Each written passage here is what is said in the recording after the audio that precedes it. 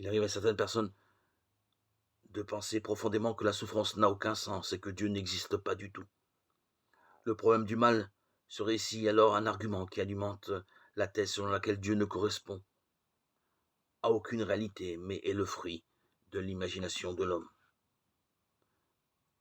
Peu importe ce que nous disons sur la misère, la détresse ou l'injustice, cela ne doit en aucun cas nous servir d'échappatoire bon marché. Ce serait une manœuvre grave et hontée. Nous ne remuons même pas le petit doigt pour soulager les douleurs d'autrui, mais nous aimons bien utiliser ce même malheur de nos contemporains comme preuve contre Dieu.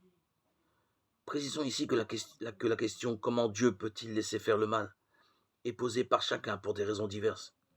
Et selon la motivation qui se cache derrière cette interrogation, celle-ci requiert une réponse différente. Les personnes qui ont enduré un vécu pénible ou ont été témoins de souffrances atroces et qui soulèvent cette question sont en droit d'attendre que nous n'y répondions pas à la légère, ou pire, que nous ne nous dérobions pas.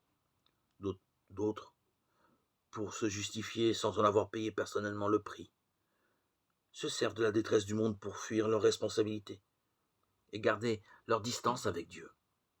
À cela, nous répondrons forcément d'une autre façon.